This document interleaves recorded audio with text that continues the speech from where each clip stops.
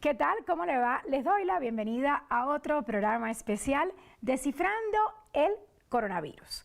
Y bueno, pasados 1 año y 4 meses desde el inicio de la pandemia en México y avanzaba la vacunación de los adultos, algunos hospitales iniciaron un proceso, permítanme el término, un proceso de desconversión, que es el de retomar la atención de otros padecimientos de manera gradual.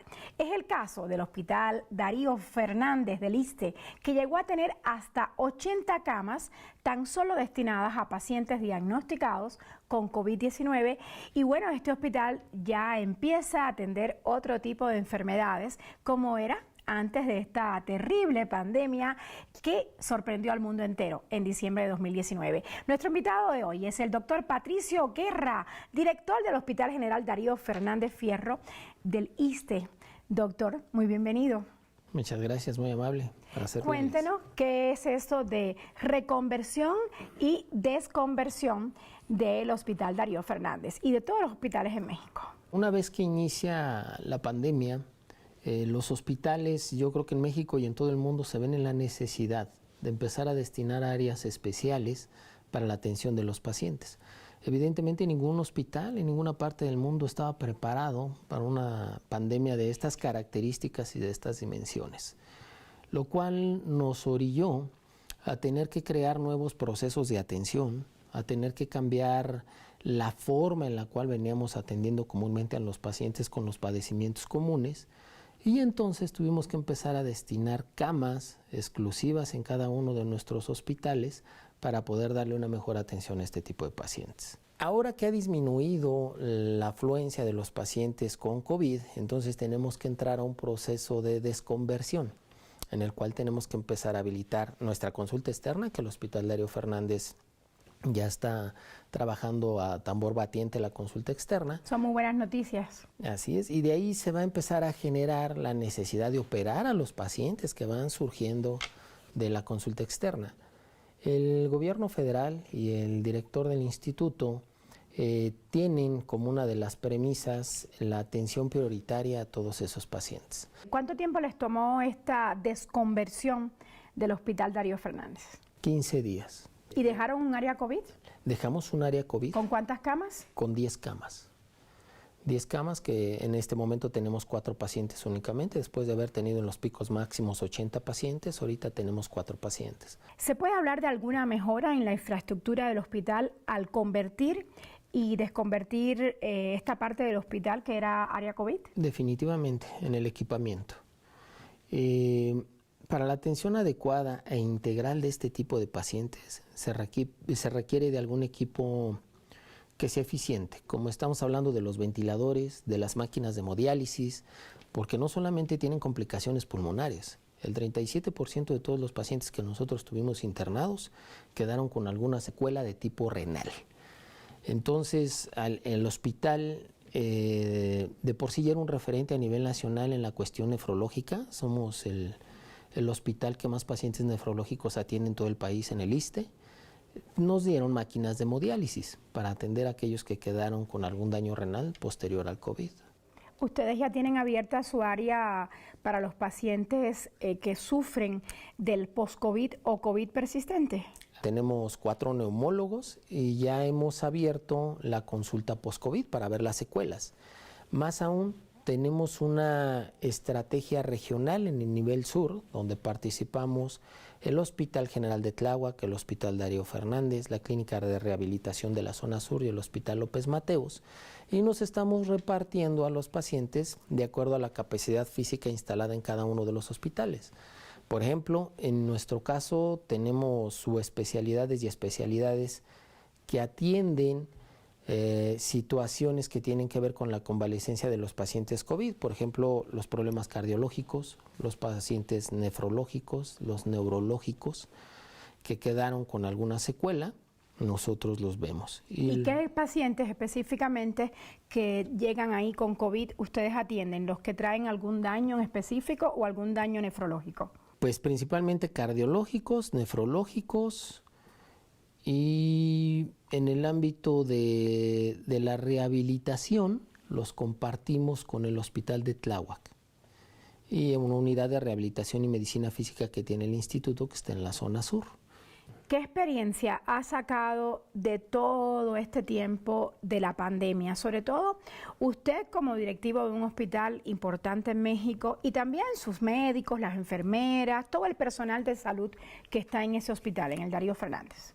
Ahora me doy cuenta, no solamente como médico operativo, sino también como directivo, que el 90% de los problemas que existen dentro del ámbito hospitalario dependen de la organización, de la comunicación y del sentido de solidaridad que existe entre los trabajadores de la salud. Entonces, la experiencia que ahorita se generó durante la pandemia de COVID definitivamente va a mejorar los procesos de atención de todas las enfermedades de tipo infeccioso y transmisibles dentro de los hospitales. Quiere decir que con toda esta experiencia y equipos adquiridos, si hoy iniciara otra pandemia y toco ojo madera, ¿el hospital estaría en mejores condiciones para la atención de los pacientes? Definitivamente sí. ¿A qué población atendió? ¿Solo a derechohabientes, o sea, personas que trabajan para el Estado, o en general atendió a los que llegaban ahí con COVID? Se atendió a derechohabientes y no derechohabientes, a la población abierta. Esto fue una instrucción del presidente de la República. ¿Qué les reveló esta experiencia? ¿Cuál es la población más vulnerable que ha sufrido más esta pandemia? Pues definitivamente los pacientes que tienen comorbilidades como diabetes, hipertensión, obesidad, pues siguen siendo el grupo más vulnerable. ¿Cuál fue la mortalidad de los pacientes con COVID en su hospital? Aproximadamente el 12%. En su experiencia, ¿el estatus socioeconómico de las personas incide en la mortalidad por COVID-19? Sí, porque como está descrito en otras patologías, existen una serie de condicionantes sociales que tienen que ver con el acceso a los servicios de salud. Evidentemente, alguien que tiene la posibilidad de transportarse inmediatamente en su propio vehículo al hospital tiene mucho mayor posibilidad de ser atendido inmediatamente y de salir adelante que alguien que se tiene que transportar en un transporte público, que tiene menos acceso, ¿no? Definitivamente el virus no distingue entre pobres y ricos, pero esa capacidad que se tiene de ser atendido, de movilizarse, incluso después de superar el caso grave de la enfermedad y los cuidados que pueda llevar en su casa, con alguien que a lo mejor lo cuide si es que tiene secuelas, que le den el medicamento a tiempo, en el momento adecuado, etcétera, pues interfiere en la mortalidad definitivamente. ¿Qué papel juega la prevención, sobre todo en los grupos vulnerables a la COVID-19 que usted ha descrito? Importantísimo, ¿no? Que la educación y la prevención son la principal herramienta o la piedra angular para evitar las complicaciones y los contagios severos por COVID. ¿Han tenido alguna estrategia para hacer que estas personas con COVID-19 grave no se sientan tan solos? Sobre todo personas que después mueren, porque el cuadro es bastante grave. Ante la imposibilidad de que los familiares pudieran entrar a ver a su paciente físicamente, pues les proporcionábamos cartas para que pudieran pasar a dárselas. ¿O qué hicieron? Las llevaban nuestros propios médicos o nuestro personal de enfermería o de trabajo social, llevaba la carta y se la entregaban al familiar. Cuando había posibilidades, a través de un teléfono celular que nuestros propios médicos prestaban, hacían una videoconferencia, una videollamada para sentirse más cerca de sus familiares. Y evidentemente, pues eso mejora las condiciones de los pacientes, mejora su estado anímico, y tiene mejores resultados la terapéutica médica que ya tenían establecida, ¿no? Algunos médicos dicen que la pandemia les enseñó a ser más solidarios entre ellos y con sus pacientes. Digamos que antes de la pandemia los médicos se sentían de este lado, pero han muerto muchos médicos. Ahora se sienten también del otro lado. ¿Qué nos dice de esto? El que un médico se meta a un área que está completamente aislada, que se componga un equipo de protección personal, que en ese momento está consciente de que en cualquier momento se puede contagiar y le puede costar la vida, genera un sentido de solidaridad hacia los propios pacientes. Se ven identificados porque corren el mismo riesgo en ese momento. Y el tener que durar todo un turno adentro de ese lugar para poder revisar a los pacientes también los obliga a tener más intercambio con los propios pacientes y logran la empatía. Usted es ginecólogo, pero es director de un hospital. ¿Qué le enseñó esta pandemia? Primero que debemos de ser solidarios, que debemos de ponernos en los zapatos de los pacientes. Yo también me enfermé. ¿De qué forma? ¿Leve, grave o moderada? Moderada. Por suerte. Moderada por suerte, pero sabía que no me podía enfermar gravemente, porque el compromiso de dirigir un hospital de esas características durante este tiempo era más fuerte que el miedo que tenía a morirme, ¿no? Es muy importante la filosofía de vida, tenerla muy, muy claro a la hora de enfermarse con esta COVID, ¿verdad? Sí, así es. Así es. Duré un mes en el cual me tuve que resguardar y después regresé al hospital, ¿no? Con las mismas ganas de seguir siendo solidario con mis compañeros, porque yo como director no podía faltar. ¿Qué sentía cuando estaba enfermo, aislado en su casa? Pues ¿En miedo. quiénes pensaba? Primero en mi familia, ¿no? Evidentemente, porque yo como médico pues pongo en riesgo a toda mi familia. Y tengo 3 hijos pequeños que evidentemente cuando se enfermaron, porque sí se enfermaron, pues me pusieron en una situación de culpa. Yo me sentía culpable de esa situación, ¿no? Entonces, por fortuna salieron antes que yo. Y eso también pues a mí me dio la fortaleza para procurar recuperarme más rápido y regresar a la batalla, ¿no? Regresar al hospital. ¿Y quién los atendía a todos? ¿Su esposa? Sí, así es, que también se enfermó. Fue la fuerte de la familia. Así es, así es. Y fuimos atendidos por los médicos del propio Hospital Darío. Esas revelaciones de usted, doctor, me ha hecho pensar en algunas preguntas sobre esta enfermedad, la COVID-19. Pero le propongo hacer una breve pausa y luego regresamos con más de Descifrando el Coronavirus. Regresamos. Estamos conversando con el doctor Patricio Guerra, quien es director del Hospital General Darío Fernández del ISSSTE, de aquí de México, del Instituto de Seguridad Social de los Trabajadores del Estado. Nuevamente, bienvenido, doctor. Me gustaría hablar un poquito más acerca de la enfermedad de la COVID-19, que bueno, una enfermedad que usted vivió en carne propia, ahora sí que fue testigo, nadie se lo contó. Doctor, ¿qué factores determinan el curso de la enfermedad de la COVID-19 e incluso el desarrollo de secuelas? Eso que hablábamos al inicio del programa de la COVID persistente o del long COVID, como también le llaman. Definitivamente las comorbilidades, como es la diabetes, la hipertensión, el sobrepeso, son determinantes que contribuyen a que presenten secuelas los pacientes. Pero también aquellos pacientes que en algún momento desarrollaron una neumonía severa y que estuvieron intubados, es más frecuente que presenten secuelas y que sean más difíciles de resolver. Aquellos pacientes que tuvieron un COVID leve generalmente no tienen ninguna secuela. Lo que sí hemos visto, y hemos visto ya con bastante frecuencia, es que aquellos pacientes que tuvieron una COVID leve se vuelven a infectar. Y hemos visto bastantes, pero bastantes casos. Tal vez mucho tenga que ver en este sentido que la cantidad de anticuerpos que se desarrollan ante una infección leve evidentemente son menos, en el tiempo pueden decaer y se pueden volver a reinfectar. Entonces yo creo que en ese tipo de pacientes es en los que debemos de incidir con la vacunación. Definitivamente, doctor, las vacunas son importantes para cortar la transmisibilidad del virus. ¿Usted cree que también ayudan a disminuir la mortalidad? ¿Así ha pasado aquí en México?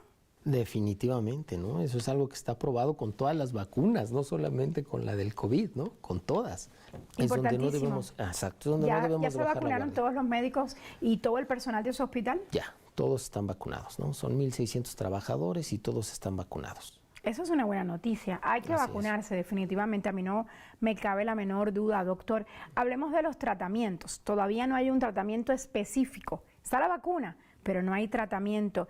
¿Cómo han ido variando los tratamientos contra la COVID-19 para salvar a las personas a lo largo de la pandemia? Muchísimo. Yo creo que en un principio de la enfermedad surgieron una gran cantidad de medicamentos como la ivermectina, la citromicina, la cloroquina, la hidroxicloroquina, etcétera. Todos esos han sido anulados Exacto. para la COVID-19. Que en el transcurso del tiempo hemos visto que realmente no han mostrado ninguna mejoría. Yo creo que actualmente los neumólogos y los médicos que se han dedicado a tratar al pie de la cama al paciente con COVID se han dado cuenta que los dos únicos medicamentos que han tenido éxito o que han sido útiles son los corticoides y los anticoagulantes. Esos yo creo que son los medicamentos que han demostrado que han tenido utilidad.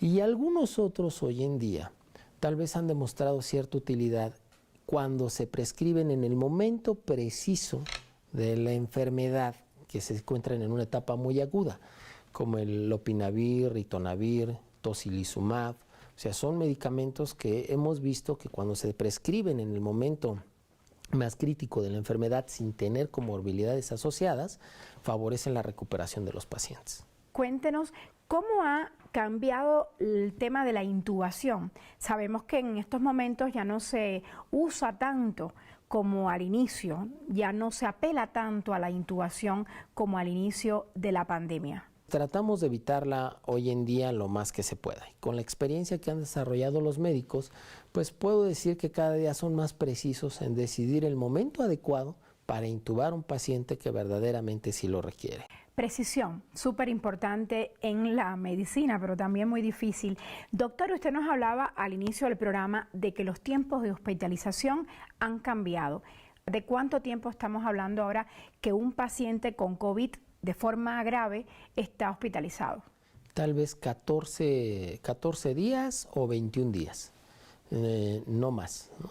Ha cambiado muchísimo ese tiempo. En un principio con la intubación temprana precisamente y con el temor que tenían los médicos de dar de alta a algún paciente que pudiera llegar a fallecer en su domicilio, pues teníamos pacientes que tenían estancias prolongadas hasta de 3, 4 meses, etcétera, ¿no? Entonces, hoy en día sí se ha cortado mucho porque evidentemente la experiencia de estos médicos les ha ganado en confianza.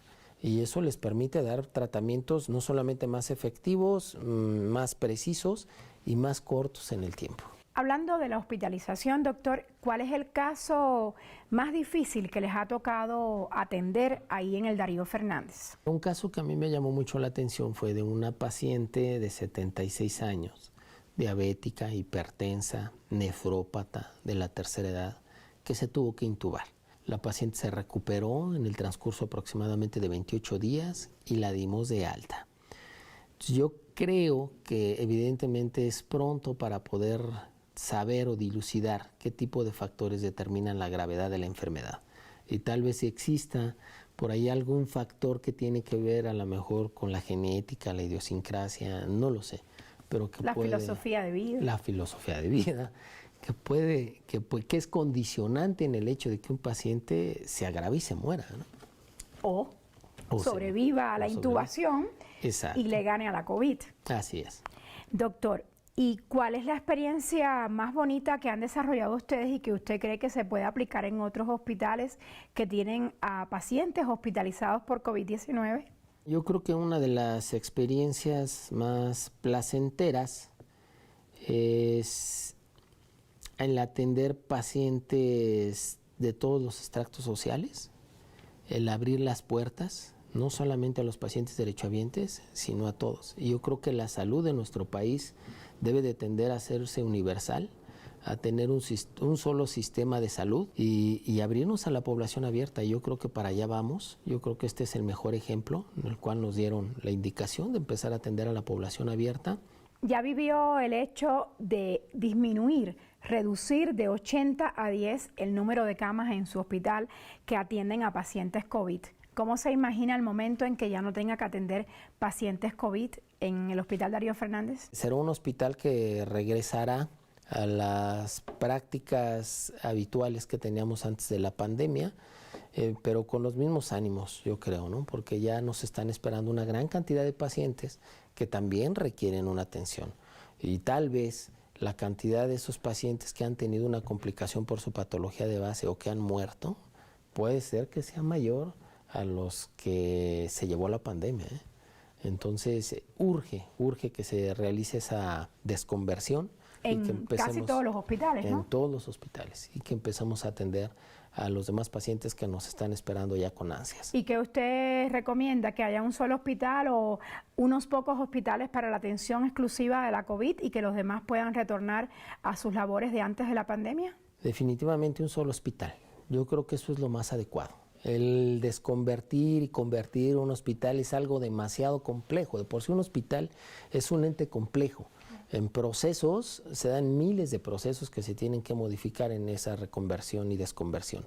Entonces, si se destina un solo hospital para la atención de todos estos pacientes, seguramente tendremos mejores resultados. Yo creo que eso es algo importante que nos ha dejado la experiencia en la atención de estos pacientes. Doctor, en relación a las vacunas se nos quedó algo en el tintero. Me gustaría saber si ustedes han atendido a pacientes que han tenido reacciones por las vacunas. Sí hemos atendido. Por fortuna no hemos visto ninguna reacción grave. Hemos tenido algún caso de fiebre, algún caso de una crisis hipertensiva que no podemos saber si se atribuyó a la vacuna o simplemente la paciente ya tenía un problema de hipertensión, pero nada grave, nada que podamos nosotros decir que es de cuidado, ¿no? Lo que sí recomendamos es que todo el mundo se vacune, eso sí. En México se dice que una vez que usted es vacunado, debe continuar con el uso del cubreboca y las medidas sanitarias de lavado de manos frecuente y de la sana distancia, ¿cierto? Pero hay en algunos países como Estados Unidos, en algunos estados de Estados Unidos ya se ha dicho, los CDC han dicho que pueden dejar de usar, por ejemplo, el cubreboca, porque se cree en la inmunidad de rebaño. ¿Usted qué sugiere? ¿Seguir usando el cubreboca una vez que la persona es vacunada? Sí. ¿Hasta qué momento debemos usar el cubreboca? Creo que lo tendremos que seguir utilizando, por lo menos hasta que tengamos vacunado el 40-50% de la población. Estas son medidas básicas que incluso debiéramos de manejar en todos los hospitales y que en el transcurso del tiempo las hemos ido abandonando. Y yo creo que el lavado de manos, la sana distancia, el uso del cubrebocas, son medidas que han demostrado ahorita durante la pandemia que si fueran de uso habitual, evitaríamos ese 16 o 14% de enfermedades propias de los hospitales con las cuales hemos sufrido durante tanto tiempo y que le causan gastos estratosféricos tanto a los países desarrollados como a los países no desarrollados. Y estoy hablando de Estados Unidos, porque también tiene mucho que ver con la cultura y la corriente, ¿no? Actualmente lo vemos en Estados Unidos, la gente no se quiere vacunar. Por favor, cuando es algo más que probado que la vacuna pues ha venido a resolver no solamente los problemas infecciosos como el COVID, sino muchas otras enfermedades como la viruela, el sarampión, muchos más. Entonces, yo creo que es una cuestión también cultural, como lo mencionábamos hace un momento, y este tipo de medidas debemos de seguir pugnando por ellas. No hemos salido de la pandemia y no sabemos cuánto tiempo más vayamos a estar sufriendo de este mal, ¿no? Definitivamente la enfermedad vino para quedarse. Usted hablaba de que estas medidas deben seguir en los hospitales, pero también entre la población. Por supuesto, por supuesto.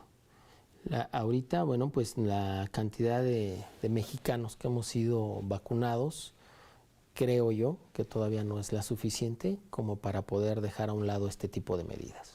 Doctor, antes de terminar, me gustaría que le enviara como director del Hospital Darío Fernández un mensaje a todos los médicos del mundo que están ahora sí que en los hospitales día y noche luchando contra la pandemia. ¿Qué les diría? Bueno, yo quisiera decirles que primero se deben de sentir orgullosos porque la medicina es una vocación. Y si han estado ahí, si han puesto en riesgo su vida en algún momento, creo que ya tienen el mayor de los pagos, que es el agradecimiento de sus pacientes. La experiencia que esto nos dejó definitivamente nos prepara para sufrir muchas más y esperemos que no sucedan. Pero se deben de sentir orgullosos, se deben de sentir satisfechos de que han contribuido con un bien hacia la humanidad. Y han procurado preservar la vida de las personas más vulnerables, cada quien en su trinchera. Yo mismo les doy las gracias porque no solamente soy médico, también fui paciente. Y gracias a algunos de ustedes yo estoy aquí. Nos quedamos con esta felicitación de su parte a todos los médicos del mundo, doctor, y también con sus recomendaciones de que vacunado o no, hay que continuar con estas medidas de sana distancia, como la que hoy tenemos usted y yo, lavarse frecuentemente las manos y usar siempre el cubreboca. Gracias, doctor Guerra, por estar hoy con nosotros, y a ustedes también, amables televidentes. Nos vemos de hoy en 8 días para seguir descifrando el coronavirus. Cuídense mucho.